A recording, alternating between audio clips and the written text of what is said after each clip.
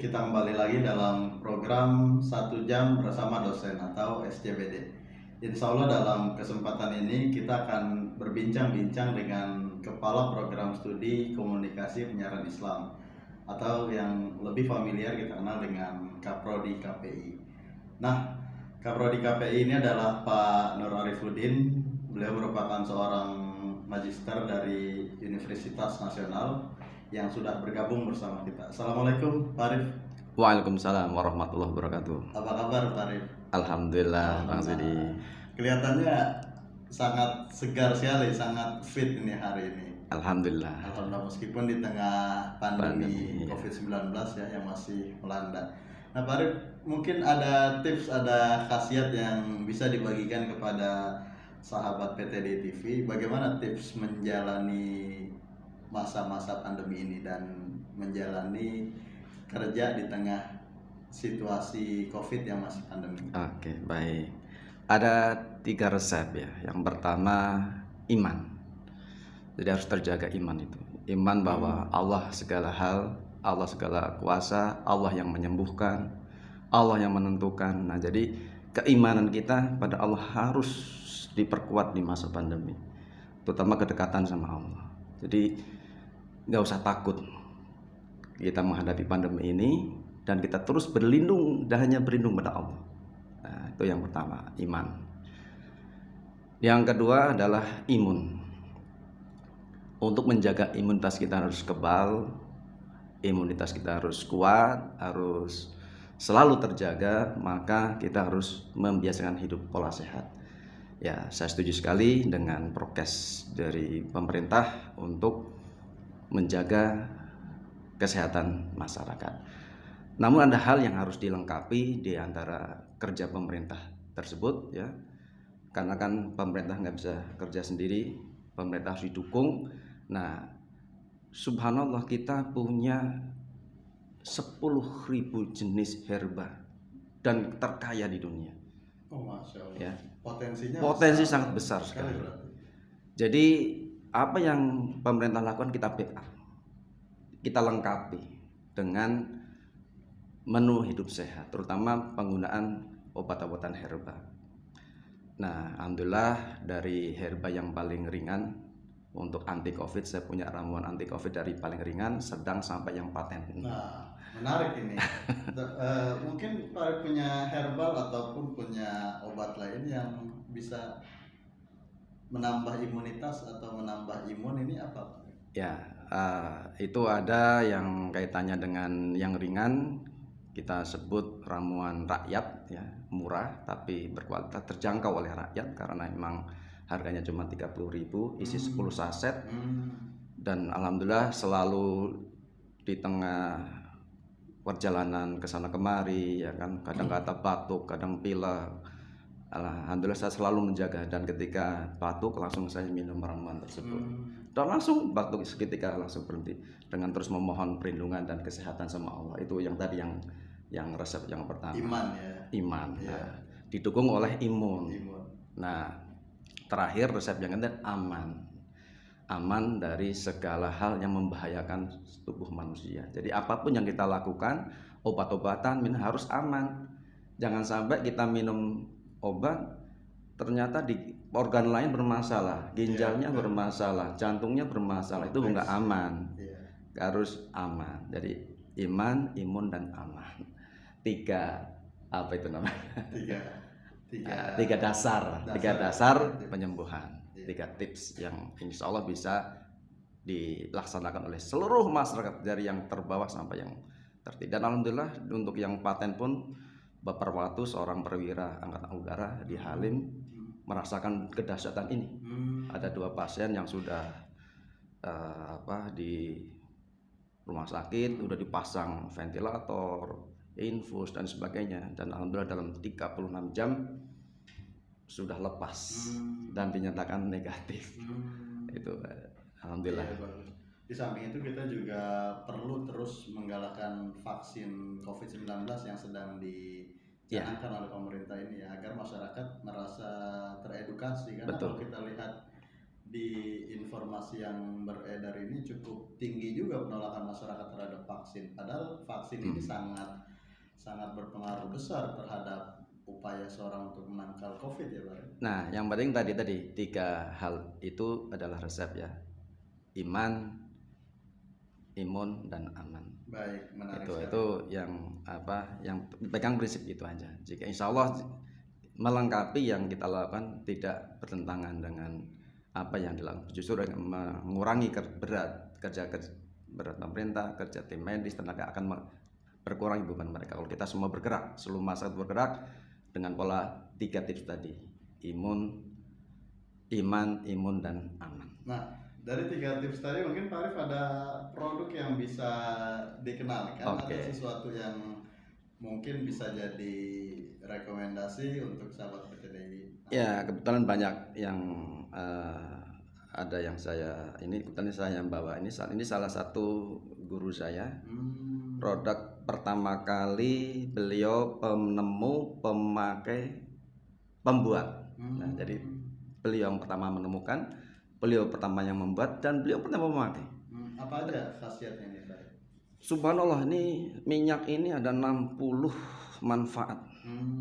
Ya, dari luar dalam, bisa diminum, bisa diolesin, bisa diurut, terutama untuk kecelakaan, untuk anti angin, untuk penurun panas bayi-bayi, ini subhanallah. Seperti minyak zaitun gitu. Seperti minyak zaitun, cuman ini lebih dahsyat karena ada 100 lebih unsur-unsur herba yang ada di dalamnya.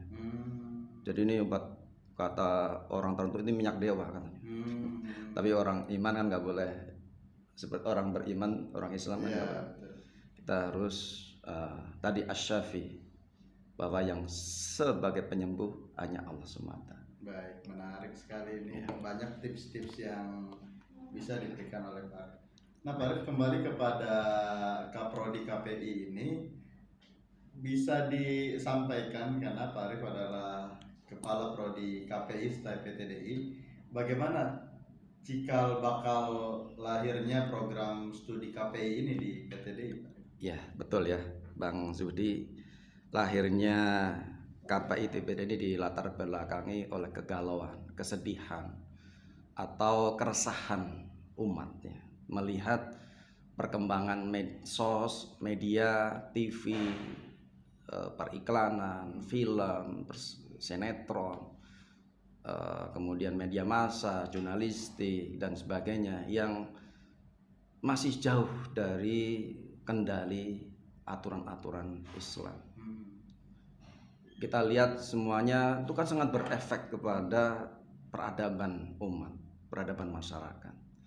Ya, bagaimana hoax, fitnah, gunjing, kemudian adu domba, naudzubillah, itu beredar di masyarakat. Bagaimana film-film sinetron sekarang kalau nggak pakai gunjing, ya kan, contoh fitnah, adu domba, itu kurang dapat ini rating, bumbunya kurang. Nah, jadi harus dengan bumbu-bumbu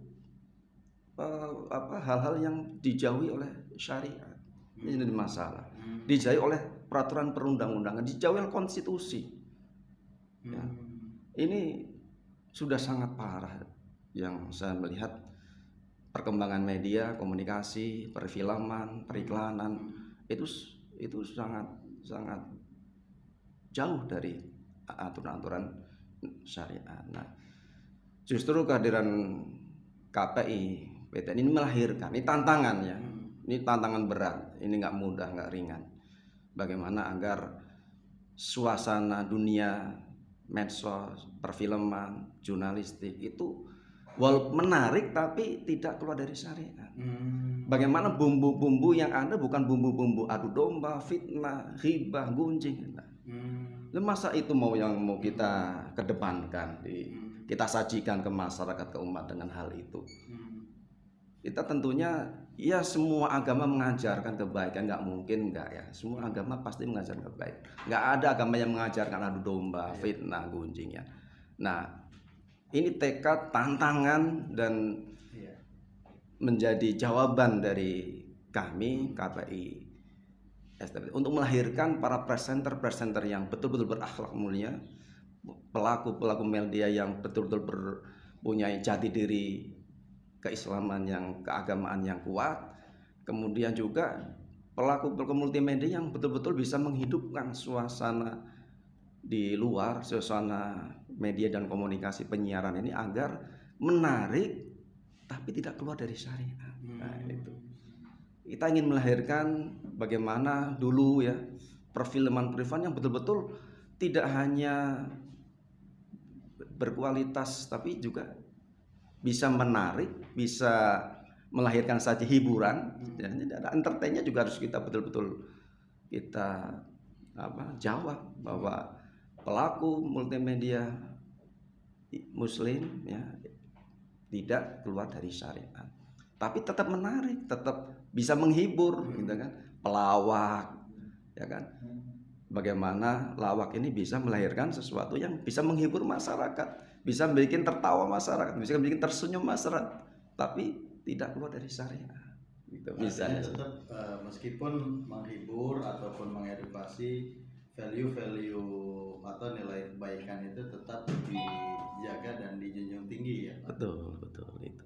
Baik. Itu yang menjadi tantangan, jujur ini tantangan berat, nggak mudah, nggak ringan, karena sangat ketertinggalan komunikasi penyiaran Islam ini dengan komunikasi penyiaran konvensional. Kita menyadari itu udah sangat jauh, makanya beberapa program kita didik mahasiswa kita ketika masuk ke dunia hiburan, masuk ke dunia entertain, dia harus bisa adaptasi dengan dunia yang di luar, namun tidak menghilangkan jati diri.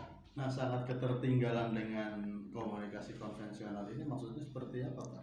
Iya, dari sisi publisitas, dari sisi keuntungan, manfaat, value, benefit, dan sarana kita juga jauh ketertinggalan dengan mereka ya. Dengan berbagai, kita nggak ada pemodal khusus. Kalau mereka mungkin sudah ada pemodal khusus, semua konten disesuaikan dengan para donaturnya, para pemilik modalnya, para titipannya itu kan sampai. Nah sekarang ALC kenapa nggak jadi? Kenapa nggak berhenti seketika? Walau alam kita apa yang ada di belakang mereka kita nggak tahu. Nah, menarik sekali nih ketika berbicara tentang media dan dihubungkan dengan fenomena atau realita pada hari ini. Tapi sebelum ke sana kita kembali lagi kepada KPI atau Komunikasi Penyiaran Islam ini. Sangat bagus tadi pemaparan yang disampaikan oleh Pak Arif. Tetapi bagaimana minat dan bakat mahasiswa terhadap jurusan ini, meskipun jurusan ini terlalu kurang familiar dibandingkan pendidikan, manajemen dan lain sebagainya. Nah, sebenarnya sejauh mana minat mahasiswa terhadap program ini, Pak? Ya, memang dirasa minat mereka untuk yang di luar ya, mahasiswa di luar, calon mahasiswa yang di luar untuk ke kita nih belum begitu menggembirakan. Namun dari yang sudah masuk ke dalam dan sudah bisa memanfaatkan misi kami, tujuan kami, program-program kami, strategi kami, insya Allah mereka akan sangat menyukai dan sangat familiar dengan program kami dan prodi kami. Cuman tantangan di halayak di luar memang kita belum minim publisitas, minim publikasi, promosi, komunikasi yang belum tersampaikan, visi misi kita. Dan alhamdulillah saya dikasih amanah untuk memimpin prodi ini dari bulan April, dan dipotong pandemi sampai berapa bulan lockdown, nggak bisa keluar, nggak bisa menyusun program dengan baik. Dan alhamdulillah mulai bulan Juni kita mulai start untuk menata program ini, menata prodi ini agar bisa berkembang dan bisa diminati oleh masyarakat, terutama kaum muda dan milenial. Iya. Nah, ada istilah tak kenal maka tak sayang. Ya. Mungkin saja memang mahasiswa yang belum begitu tertarik pada prodi ini belum mengetahui tujuan dan manfaatnya, sehingga mungkin belum merasa penting untuk mengambil jurusan KPI ini sebagai pilihan dalam studinya. Nah, sebenarnya apa tujuan dan manfaat mahasiswa mengambil program studi ini, Pak? Iya, tentunya Prodi KPI STPDDI ingin melahirkan pelaku-pelaku multimedia, praktisi-praktisi media, presenter, praktisi jurnalistik, wartawan yang berkelas ya, yang profesional, yang kompeten. Nah, untuk memenuhi semua, kita mencanangkan dari bulan Juni 6 kompetensi dasar yang harus dikuasai oleh para mahasiswa KPI. Ya, mahasiswa KPI STPTD harus menguasai 6 dasar kompetensi. Ya, kompetensi dasarnya harus dikuasai. Yang pertama adalah public relation, yang kedua public speaking, dan yang ketiga broadcasting, penyiaran, yang keempat sinema, kelima jurnalistik, dan keenam periklanan. Nah, 6 ini harus mereka kuasai. Dan semua program, semua kurikulum, dosen-dosen pun sudah mulai kita arahkan untuk menguasai. Bahkan yang menariknya ada dosen-dosen yang berlatar belakang agama, hadis, tafsir gimana. Loh, sekarang misalnya kaitan dengan fikih. Ada mata kuliah kurikulum fikih ibadah. Gimana mata kuliah ini berkaitan dengan kompetensi dasar KPI? Ya, itu nggak masalah. Bagaimana kita misalnya, kan orang masyarakat belum banyak tahu wudhu yang benar misalnya, atau cara memandikan janais mungkin banyak yang belum tahu, atau sholat yang benar nggak sesuai rukun misalnya syaratnya, ya dibikin videonya, dibikin kontennya, bikin videonya, bikin narasinya agar itu tertarik bahwa ternyata agama itu adalah baik, agama itu senang, agama itu sehat, agama itu damai, agama itu menuntun keselamatan dunia dan akhirat. Lebih kan konten-konten dari masalah fikih, masalah hadis Nabi, perjalanan itu kan banyak sekali konten-konten yang bisa. Kita pernah tahu, Anda mungkin Bang Zudi pernah melihat film Sultan Muhammad Al-Fatih. Nah, itu kan nilai sejarah kebudayaan Islam misalnya, bahwa Islam ternyata pernah jaya. Islam pernah menaklukkan satu rezim imperium kekaisaran yang sudah berabad-abad nggak bisa tergoyahkan. Nah, itu difilmkan misalnya, kan luar biasa. Nah, kalau nggak difilmkan bagaimana umat tahu bahwa kita punya Sultan Muhammad Al-Fatih? Bagaimana tahu kita bisa punya kekhilafahan yang betul-betul luar biasa? 800 tahun dari Nabi memberikan sinyal bahwa itu akan takluk. Baru terjadi zaman 1453 ketika artinya itu bisa ditaklukkan dengan film. Ya, sejarahnya ada, difilmkan. Wah, luar biasa. Dengan, ya kalau film pasti kan memenuhi standar perfilman kan, kameramennya bagaimana, pencahayaannya gimana, ceritanya gimana, aktornya siapa. Dan itu kan kalau dibuat menarik, dan kita di Indonesia tuh nggak kalah, di Nusantara ini subhanallah banyak kerajaan-kerajaan Islam. Kita punya Fathahilah yang bisa menaklukkan Portugis, ada filmnya, bagus filmnya dan menarik, pernah booming juga misalnya. Itu kan luar biasa. Jadi nggak Islam agama nggak hilang dari akarnya, dari akar masyarakat, dari budaya masyarakat, dari kehidupan masyarakat, nggak hilang. Nah, itu perlu dikembangkan model media komunikasi, perfilman, periklanan pun nanti juga harus bisa menggambarkan atau bagaimana mempromosikan produk halal, produk-produk yang betul-betul wisata syariah. Kita punya perbankan syariah, itu hal-hal yang berbasis syariah kan cukup banyak, dan perlu promosi, perlu iklan yang lebih kencang lagi agar syariah itu tidak alergi. Syariat itu kan semua tata kelola kehidupan masyarakat, seluruh tatanan kehidupan masyarakat itulah yang Allah tentukan, Allah tetapkan dalam Al-Quran dan Sunnah. Dan itu harus bisa bagaimana dipromosikan ke masyarakat, bagaimana itu bisa diinformasikan ke masyarakat, itu juga menarik. Masyarakat tertarik, karena dia tertarik, menarik, maka dia akan ikut untuk menggambarkan, menjalankan tatanan tersebut, tatanan syariat tersebut. Betul, artinya bagaimana melakukan digitalisasi nilai-nilai keislaman sehingga pesan-pesan Islam itu dapat tersampaikan betul, dan dapat dinikmati oleh masyarakat betul, luas tanpa terbatas oleh ruang, sekat, dan waktu ya. betul sekali Bang. Oke, Pak Arif, sangat menarik sekali kompetensi-kompetensi tadi dimiliki oleh mahasiswa. Nah, pertanyaannya, seberapa penting mahasiswa memiliki kompetensi-kompetensi tersebut, terutama mahasiswa yang mengambil kuliah KPI? Ya, terima kasih Bang Sudi. Ya, sangat penting sekali kompetensi itu harus dikuasai oleh mahasiswa KPI. Ya, ada 6 kompetensi yang tadi sudah disampaikan. Pertama tentang public speaking, public relation, penyiaran, kemudian jurnalistik, perfilman, dan periklanan. 6 kompetensi ini jelas dibutuhkan di multimedia. Praktisi-praktisi multimedia itu sangat berperan dalam menciptakan suasana jurnalistik di masyarakat. Itu sangat penting. Nah, mahasiswa KPI ini harus memiliki 6 itu karena untuk bisa berdaya saing, bisa bersaing, dan bisa mensejahterakan mereka karena manfaatnya kan luar biasa.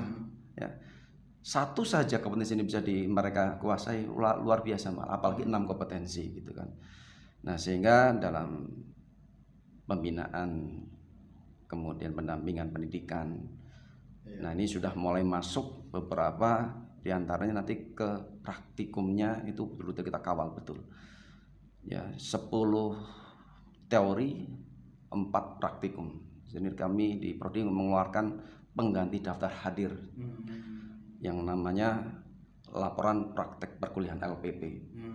Nah, di situ seluruh dosen kami wajibkan untuk menguasai 6 dasar ini. Ya, kita udah diskusi dengan para dosen, jadi seluruhnya akan menguasai 6 kompetensi dasar ini dari seluruh mata kuliah. Seluruh mata kuliah. Nah, misalnya contoh ya, mata kuliah fikih ada atau hadis atau tafsir. Apa sih hubungannya antara kuliah fikih, hadis atau tafsir kaitannya dengan 6 kompetensi? Wajar mereka tanya, gimana caranya? Ya, kita ambil fikih ibadah misalnya kan. Ada praktek wudhu yang divideokan. Masyarakat banyak belum mungkin nggak tahu kita masyarakat yang paham tentang wudhu yang benar bagaimana, tentang toharoh yang benar bagaimana, tentang proses memandikan, mengkafankan janais bagaimana. Nah, ini kalau disebarkan di halayak kan luar biasa ini. Jadi ketika ada yang meninggal, itu nggak bingung itu masyarakat si ini si itu nyari itu nggak bingung karena sudah paham dengan hasil karya anak mahasiswa PTDI lewat video-video mereka, lewat narasi dan deskripsi yang mereka rumuskan dalam praktikum-praktikum ini. Siapa tahu ada sesuatu yang luar biasa gitu kan, yang kaitannya dengan pengembangan kompetensi secara praktis gitu. Baik, dari 6 kompetensi ini Pak Arif, kira-kira kompetensi mana yang akan diperkuat oleh Kaprodi KPI ataupun ada kompetensi lain yang kira-kira akan ditambah? Untuk yang public relation dan public speaking itu harus dikuasai, wajib mutlak seluruh mahasiswa KPI. Jadi apapun nanti profesinya mereka sudah bisa tampil di berbagai peran di multimedia. Dan dia juga harus membangun relasi, apalagi wartawan ya, atau jurnalis itu kan perlu relasi yang cukup luas gitu kan. Betul. Baik ideologi mereka ataupun yang tidak atau bertentangan ideologi mereka sendiri. Ini menariknya, saya pernah diwawancara seorang wartawan yang memang ideologi kita berbeda, tapi mereka nyaman, welcome mewawancarai kita yang mungkin ideologi berbeda. Nah, ini mereka harus mempunyai sistem tersebut dalam sistem pendidikan mereka agar mereka bisa menguasai kompetensi yang tidak dikungkung oleh ideologi mereka, yang akan mempersempit langkah mereka, pergerakan mereka. Jadi kita betul-betul nanti dari public speaking, public relations, nah ini nanti jurnalis-jurnalis kita, penyiar-penyiar kita, presenter-presenter kita bisa mengoptimalkan keunggulan mereka di daya saing global atau daya saing domestik lewat multimedia. Dan juga perfilman, ya ini juga nggak kalah penting ya, olah peran, seni peran. Nah, kita antum pernah melihat misalnya tentang film Muhammad Al-Fatih gitu kan luar biasa itu. Ya, 800 tahun setelah Nabi sabda Nabi mencanangkan nanti akan takluk untuk Konstantinopel. 800 tahun sejarah membuktikan, terukir dalam sejarah. Lalu difilmkan. Ini kan komunikasi yang sangat luar biasa. Aktornya, ya, narasinya, fakta-fakta sejarah yang ditampilkan di film itu, proses layoutnya atau mungkin kameramennya, pencahayaannya, ya kita mungkin luar biasa itu sutradaranya membuat film luar biasa. Bagaimana yang dinding yang kokoh yang sulit dijebol, itu kan nggak mudah membuat film seperti itu, mendekati aslinya gitu kan. Dan memang 800 tahun susah sekali menaklukkan, hampir mustahil. Ya, tapi dengan film ini mereka tahu, anak-anak kita tahu, masyarakat tahu, orang-orang muslim tahu, ternyata kita punya sejarah yang cemerlang. Lihat film, lewat olah peran gitu dari para sutradara handal kita gitu. Nah, ini di Nusantara nggak kalah, kita punya Fathahillah yang menaklukkan Jayakarta, akhirnya jadi Pangeran Jayakarta itu kan luar biasa. Jadi Jakarta, kota kejayaan. Ini kan Islami banget. Tapi ada nggak yang mengira bahwa Jakarta itu kota religius, kota para pangeran, ya, yang menaklukkan kota yang agamis. Kalau nggak difilmkan, nggak akan ada. Gitu. Artinya memang sejarah itu selain untuk mengambil ibrah ataupun mengambil hikmah dari masa lalu, juga untuk melakukan edukasi. Dan melakukan pemahaman nilai-nilai sejarah itu kepada masyarakat. Dan menarik bagaimana kan menyajikan yang tertarik dan menarik masyarakat. Betul. Kan itu yang terpenting. Lah kalau nggak tertarik, asal-asalan buatnya, orang nggak, kan susah kalau udah nggak menarik dan tidak akan tertarik orang. Betul, meskipun materi siarannya atau materi kontennya itu sangat berbobot, sangat menarik. Tapi kalau penyajiannya nggak bagus, orang ngelihat suaranya nggak bagus, pencahayaannya, kalau bukan orang profesional. Iya, artinya itu juga berpengaruh. Berpengaruh sekali. Pak, boleh disampaikan bagaimana target ataupun canangan visi misi PTD ke depan? Prodi KPI ya, kita tahu tantangannya, permasalahannya, kendalanya, bahkan ancamannya terhadap praktisi media yang agamis gitu ya. Itu sangat kita pahami sekali. Kita harus bertahan, nggak boleh tergilas oleh sejarah, digilas oleh sejarah, oleh waktu. Kita akan terus menerus berupaya memodernisasi prodi KPI ini, mulai dari kurikulum. Insya Allah kita akan review kurikulum setelah proses akreditasi. Nah, kemudian kita juga akan membangun jaringan-jaringan. Sebentar lagi kita akan membangun jaringan perfilman. Kita akan nantinya akan periklanan, dan periklanan masih belum banyak tersentuh, kurikulumnya nggak ada. Sangat bermanfaat, ya, sangat diminati. Nah, saya nggak ada di kurikulum, tapi insya Allah ke depan tuh harus ada. Tentang periklanan itu luar biasa. Betul. Ya. Baik, menarik sekali karena periklanan juga berhubungan langsung misalkan dengan konsultan media, betul. Bagaimana menyajikan informasi dari suatu lembaga kepada publik ataupun masyarakat luas, ya. Betul. Terutama misalnya tentang wisata, alam kita kan luar biasa indahnya. Betul, ya. Betul. Sangat indah sekali. 17.000 pulau lebih. Dan luar biasa kekayaan aneka hayati, ya kan. Nah, ini kalau tidak dikelola berbasis syariah, ya, kita ada wisata syariah misalnya, kita harus ada sinema film yang berbasis syariah, atau iklan-iklan yang berbasis syariah, mencanangkan produk halal agar bisa diterima secara luas di tengah masyarakat. Itu kan kita belum sampai ke situ. Mana produk halal, ragamnya produk halal, tantangannya produk halal gitu kan. Itu kan tantangan periklanan sendiri gitu kan. Dari praktisi multimedia yang tentunya ini sangat berpengaruh nantinya ke depan kehidupan umat Islam gitu kan. Kekayaan alam tapi tidak bisa dikuasai oleh umat Islam. Ada apa?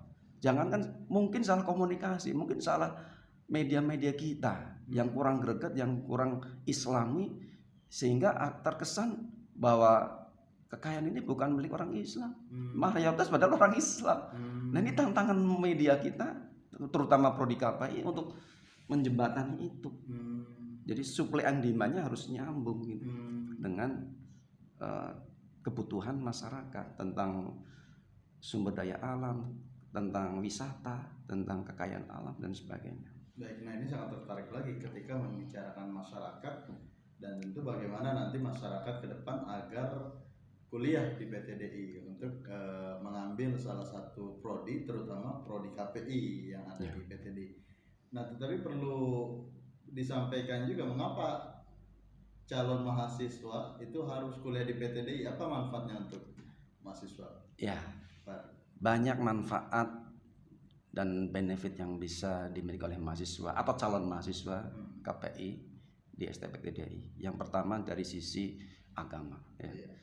Jelas di sini membentuk mahasiswa yang berakhlak mulia dan alhamdulillah terbukti. Mahasiswa PPL yang kita kirimkan ke perusahaan production house, studio yang mungkin dianggap kalangan liberal sekuler bisa masuk, bisa diterima. Attitude mereka, ahli mereka, kompetensi mereka. Jadi nggak menghalangi bahwa dari kampus agamis terus tidak kaku atau terus tidak bisa bergerak, enggak. Cuman saya kan ada wanti-wanti kepada mahasiswa yang kita kirimkan di beberapa PPL, yang penting ada 3. Yang pertama, sholat. Ini nggak boleh diganggu gugat. Masa sholat sembunyi-sembunyi, kan lucu. Iya, yang kedua, hijab bagi yang muslimah. Iya. Masa kita mau mengembangkan peran multimedia harus melepas salah satu roh Islam, gitu kan? Yang ketiga ya alkohol, nggak boleh kita bermain alkohol, minuman yang memabukkan. Udah 3 itu udah kita pegang, udah selepasnya kan harus bisa adaptasi. Selebihnya kan harus bisa menyesuaikan diri dengan lingkungan.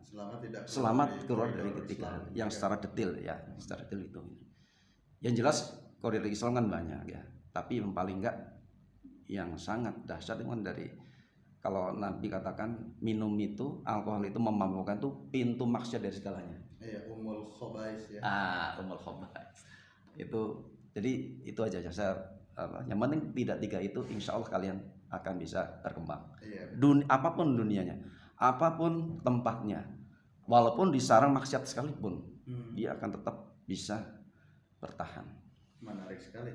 Nah, Farid, bagaimana untuk calon mahasiswa yang ingin kuliah di PTDI, mekanismenya seperti apa dan program beasiswa apa saja yang disediakan oleh PTDI untuk mahasiswa ini? Sangat mudah sekali. Hanya tinggal diklik di HP mereka, dia bisa mendaftar.